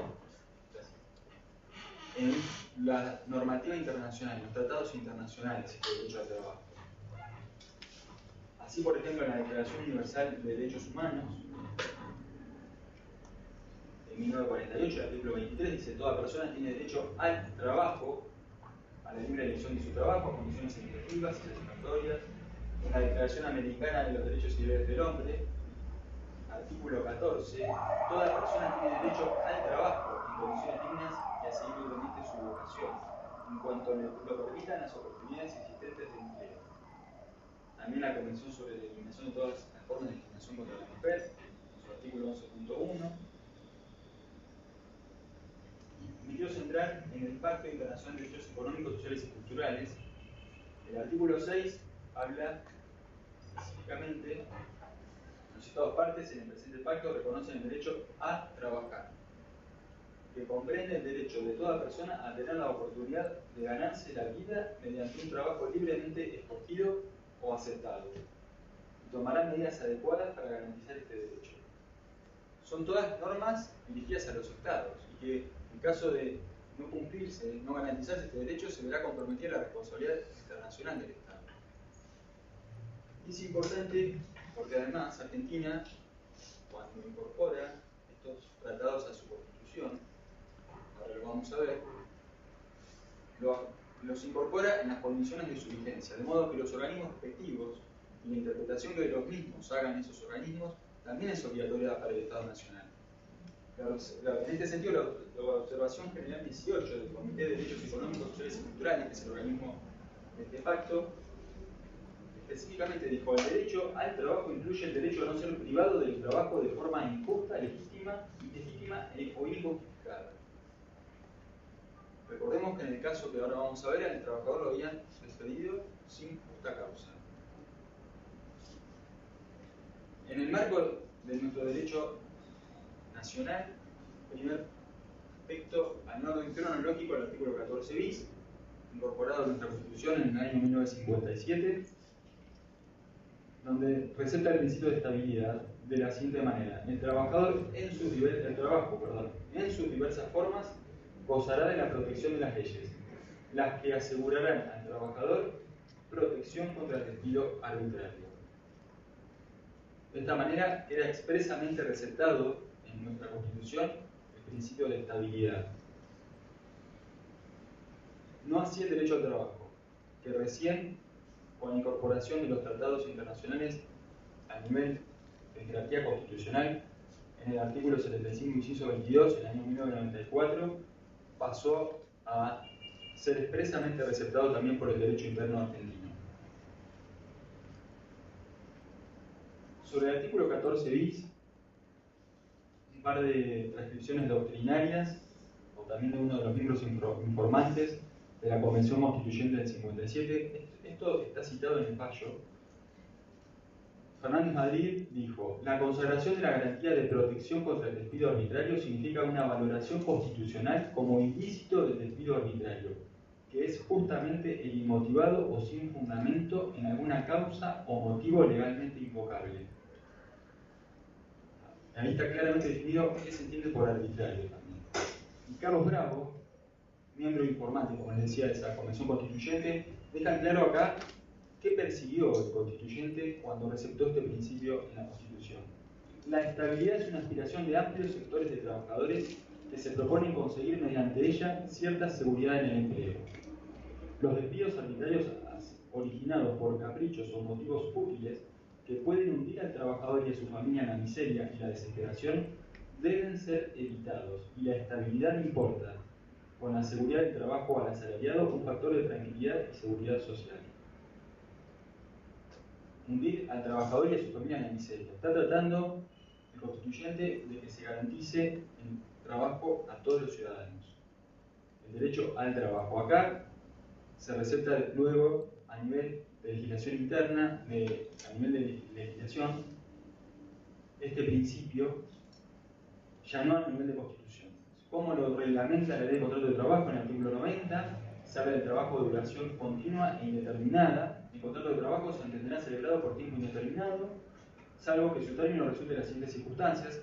Acá vemos bajo qué circunstancias excepcionales, digamos, se admite que el trabajo no sea por tiempo indeterminado, que el contrato de trabajo no sea por tiempo indeterminado. Por ejemplo, que se haya fijado en forma expresa y por escrito el tiempo de su duración. Después, la ley también prevé más requisitos para que todo sea admitido y no sea considerado fraudulento, y que las modalidades de las tareas o de la actividad razonablemente apreciadas así lo justifiquen. Esto es interesante porque después en el fallo vamos a ver que se analiza si la actividad de la construcción amerita tener un régimen especial que desproteja a los trabajadores del despido injustificado.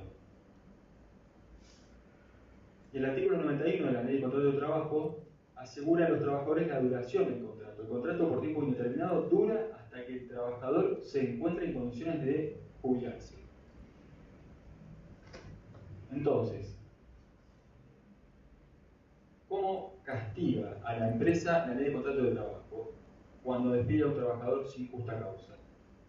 Se lo prohíbe hacerlo vía artículo 245, vía el pago de una indemnización por el daño, una indemnización tarifada, por el daño ocasionado al trabajador por despedirlo sin que haya mediado, por ejemplo, una culpa en el trabajador que justifique esa medida.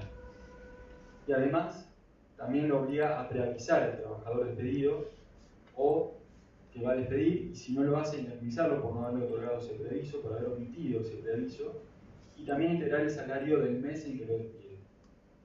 Artículos 231, 32 y 233. En el fallo se habla de la finalidad que se persigue cuando se le impone a la empresa indemnizar al trabajador por el despido injustificado. Acá vamos a ver y vamos a ir entendiendo mejor por qué la ley, de qué modo la ley utiliza esta herramienta que es punitiva, reparadora y disuasiva del despido injustificado. Punitiva porque se entiende que el comportamiento es antisocial por parte del empleador al privado de su empleo y lo castiga. Tiene un aspecto castigo, punitivo. También reparadora de los daños y perjuicios, como les decían, pero de modo tarifado. Es una indemnización que, como muchos sabrán, consiste en el pago de un salario por cada mes, un salario por cada año de servicio o fracción mayor a 3 meses que prestó el trabajador. Y de ese modo entiende el legislador que se repara el daño que se le ocasiona. Y es disuasiva. Este es el punto más importante, quizás, porque así se desarrolla en el fallo de esta sanción. La idea es que la empresa, frente a la carga económica que representaría hacer frente a la indemnización por despido, se vea en la disyuntiva de despedir o no al trabajador, decida conservar al trabajador en su puesto de trabajo por este efecto disuasivo.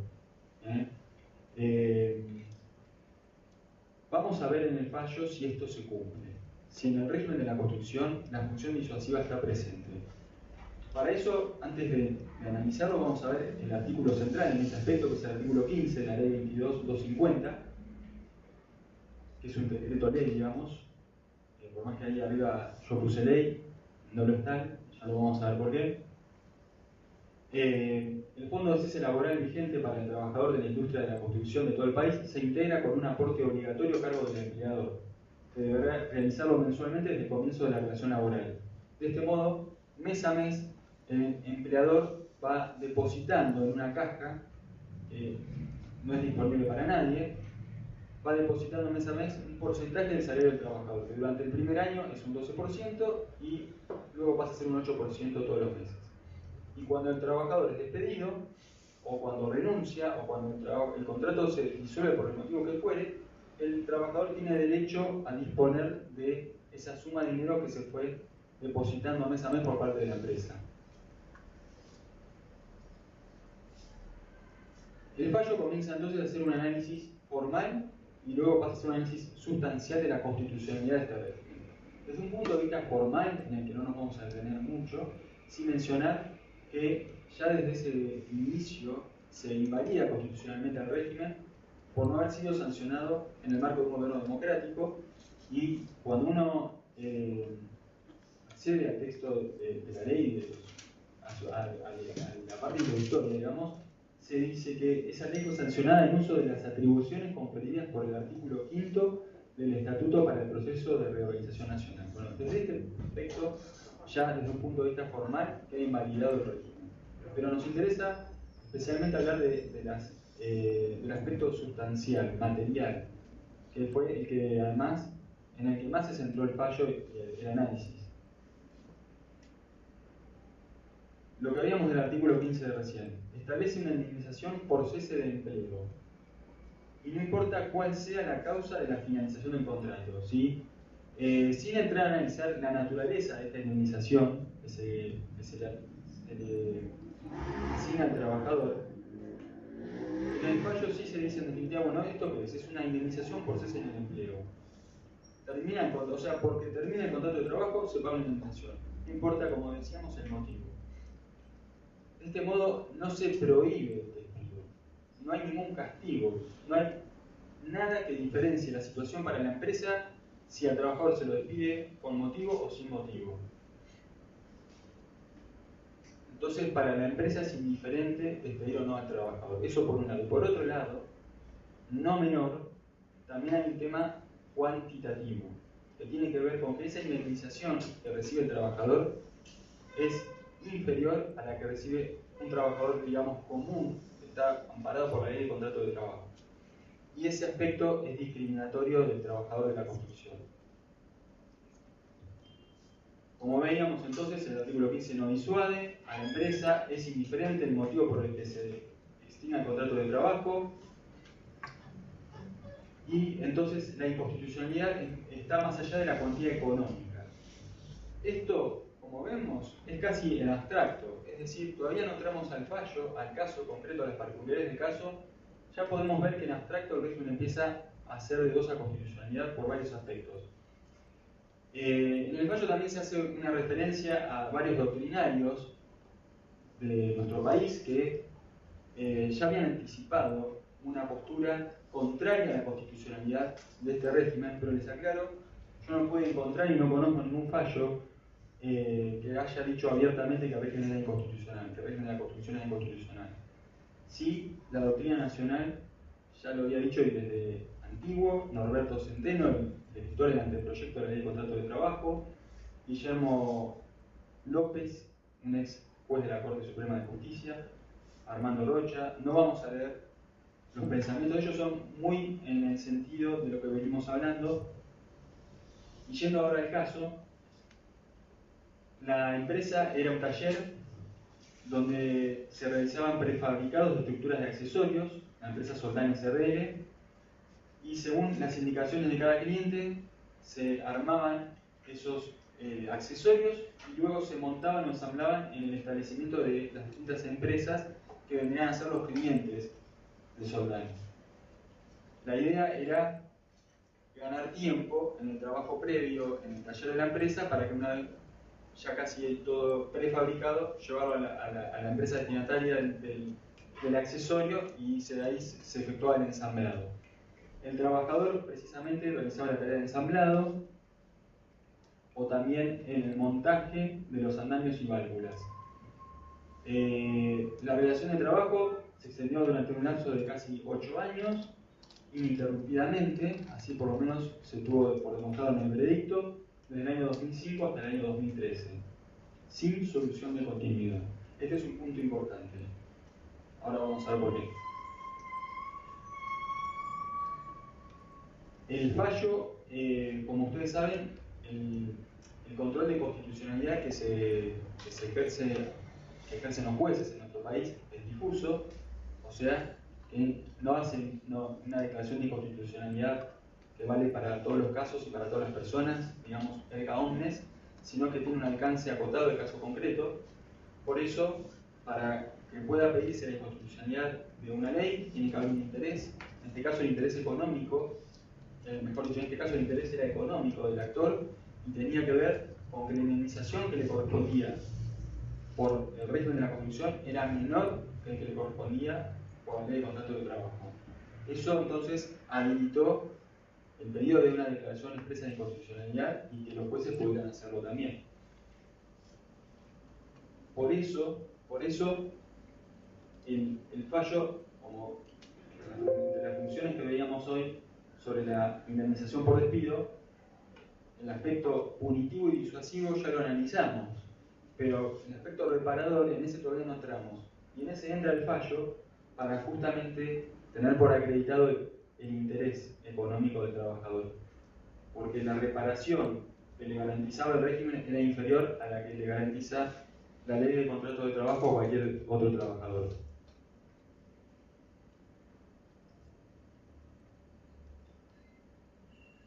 Un aspecto importante. A veces se dice que se justifica la regulación de un régimen especial por la índole de la actividad. Bueno, en este sentido, se puede dar a veces un conflicto de normas entre lo que prevé la ley de contrato de trabajo y lo que prevé el régimen especial. Y a veces es muy difícil y es muy delicada esta tarea de regular regímenes especiales, porque eso muchas veces se traduce en que el trabajador del régimen especial se vea protegido o desprotegido en alguna situación puntual, y hay que evaluar con mucho tino si está justificada esa diferente regulación. Esa tarea la hace el intérprete, en este caso el juez. Y a lo largo del fallo analiza si esta actividad, la de la construcción, justifica un régimen en que los trabajadores estén desprotegidos frente al despido arbitrario. La conclusión es negativa. En este aspecto el fallo deja una ventana abierta a la validez del régimen para los casos de contratos de trabajo de corta duración. Cuando, más que nada porque también se ve en el ámbito de la construcción, que se dan contratos de trabajo que son cortos, donde el trabajador quizás va rotando, pasa de horas de una obra a otra y además va cambiando de empleador también. No fue el caso de este fallo, donde la relación se mantuvo siempre con la misma empresa. Y eso se da muchísimas veces. Entonces, el fallo en un momento dice, bueno, el doctor Orsini en su voto dice, bueno, para los casos donde hay una gran rotación, donde no son los casos como este, donde hay un contrato continuo, sin solución de continuidad, extenso, siempre bajo un mismo empleador, tenemos la ley de contrato de trabajo. Eso es lo más parecido, lo que no hay por qué apartarse de la ley de contrato de trabajo. Y en todo caso, para el otro tipo de contratos, donde hay rotación, donde cambian la empresa, etcétera, etcétera, bueno, ahí en todo caso podemos echar mano del contrato de trabajo eventual. Pero no tenemos por qué crear un régimen especial al margen de la ley de contrato de trabajo, donde llama la atención que el trabajador no tiene ningún tipo de protección frente al despido arbitrario.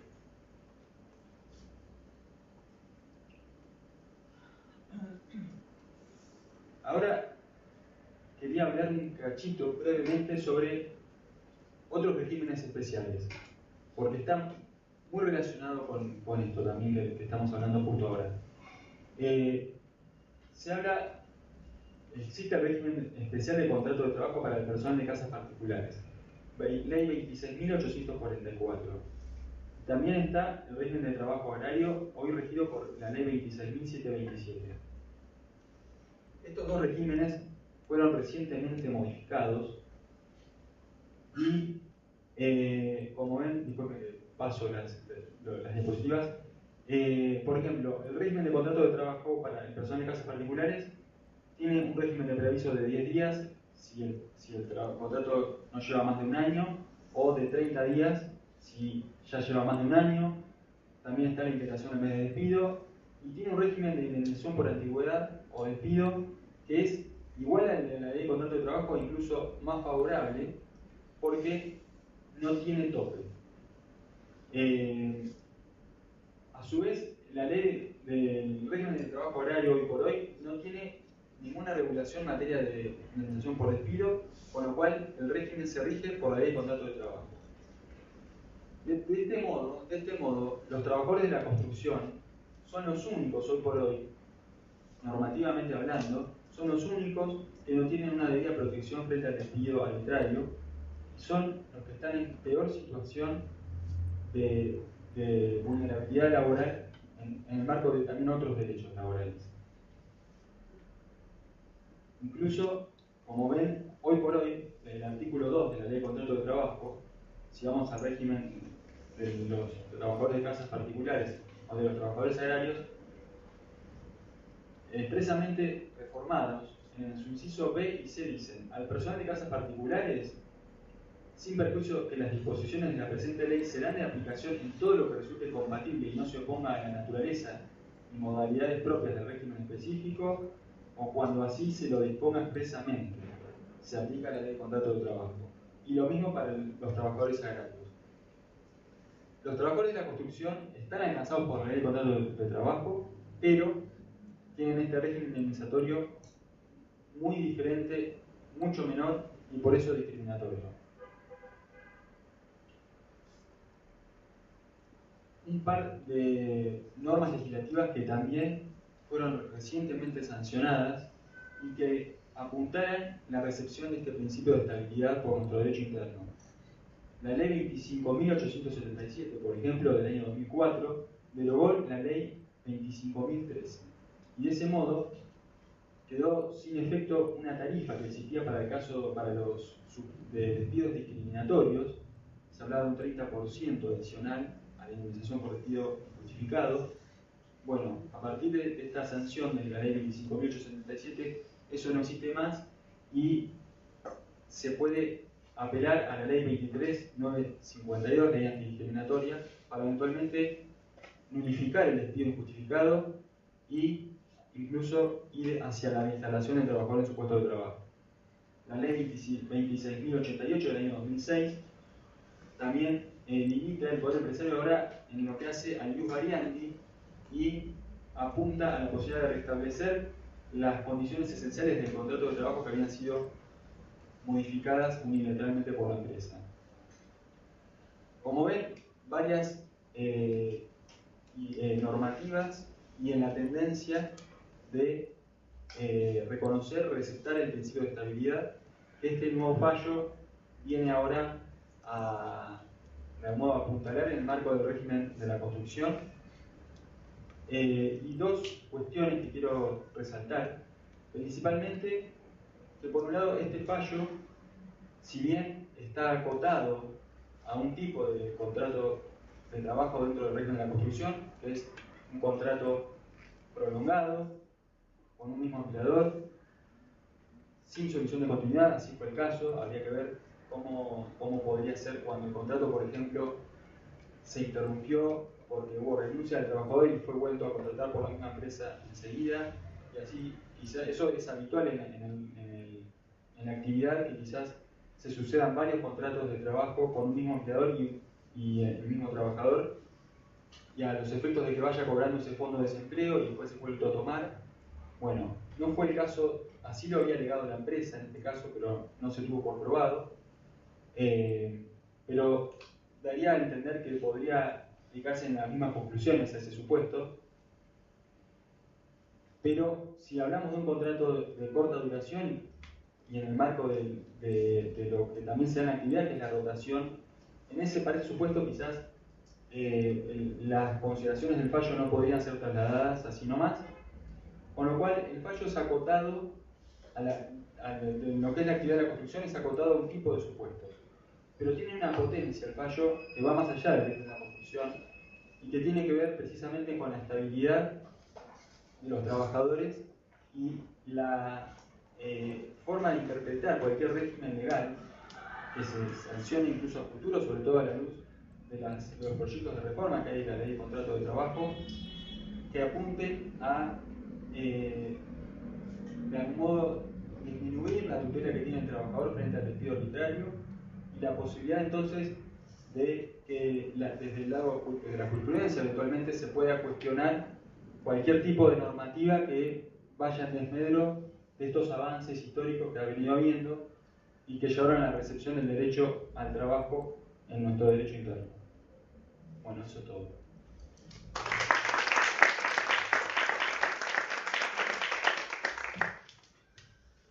Bueno, agradecemos a todos haber venido. Cerramos nosotros mismos. Les damos las gracias por quedarse un viernes acá aguantando, escuchando. Espero que les haya sido útiles.